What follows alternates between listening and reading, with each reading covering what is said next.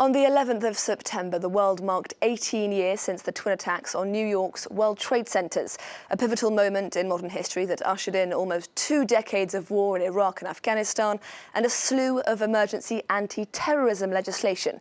My perspective guest today is a man who's deeply sceptical about the individual liberties trade-off we seem to have made in the name of national security. Raphael Kempf, a lawyer at the Paris bar. Welcome to France 24.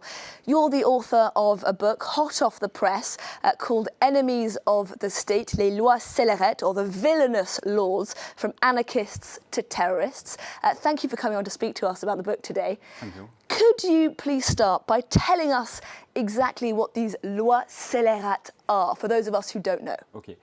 Historically, these villainous laws have been made at the end of the 19th century in France in 1983, 93, 94, and they were directed against the anarchists and not against the attacks or terror attacks the anarchists could have made, but against the freedom of expression and against the anarchist as a political ideology.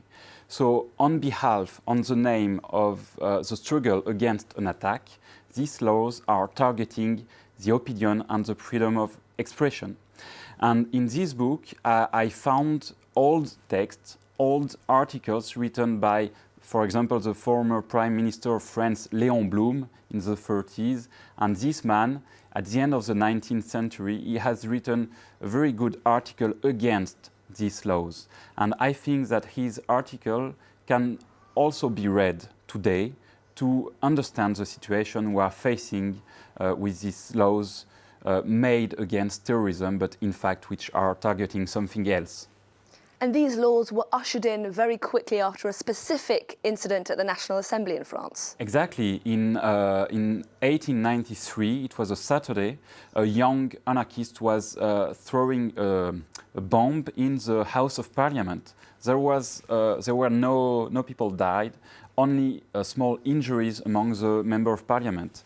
But 2 days later, it was on the Monday, the government came to the House and asked the Member of Parliament to pass a law which is directed against the freedom of expression of anarchists.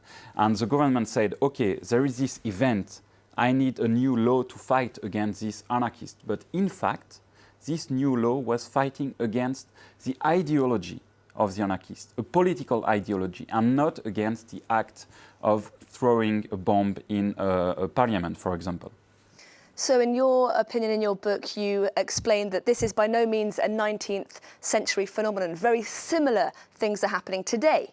Exactly. For example, in France, we had this terrific terror attack in 2015, in January and then in November. And after both of these attacks, the French government passed legislations which are against not terrorists, but against people that the government think that they could become terrorists at one time. And for example, the state of emergency, which has been passed in France in November 2015, it has been used not against terrorists, but very quickly against, for example, political activists, against ecologists, against environmentalists, against people wanting to go to a demonstration. So what we see with these villainous laws is that they are made against the enemy, they are made against the terrorists, but they are very quickly targeting all of the citizens and, for example, the protesters, the demonstrators, ecologists, activists. And that's a problem. And are there any circumstances in which you believe it is justified for a government to declare a state of emergency? I don't think that a state of law, a democracy, could declare a state of emergency. I think that there is in the common laws all the tools to fight terrorism. And the state of emergency laws are not made against terrorism, but they are made to reassure the public opinion, for example, and the public. And the government needs to show that he is doing something in fact when there is a terror attack. But isn't there a need for the public to be reassured? Isn't that actually quite useful in a democracy? That need cannot be at the expense of the rights of the citizens. And that's what we've seen with these laws. We are reacting, the government is reacting, but soon we lose liberties, we lose freedoms, and not only some people, but all of us. And we've seen that with the Yellow Vest movement since 1 year. The Yellow Vests have been targeted and punished on the basis of laws which have been adopted passed just after September 11 in France. So we are applying today a law made against terrorism after September 11, and we are applying these laws to protesters of the Yellow Vest movement. So this is an example how the liberties and freedoms of all the citizens are being attacked by these laws, these so-called anti-terror laws. Raphael Kempf, author of Enemies of the State, Villainous Laws from Anarchists to Terrorists. Thank you very much indeed for coming on to speak to us here on France 24.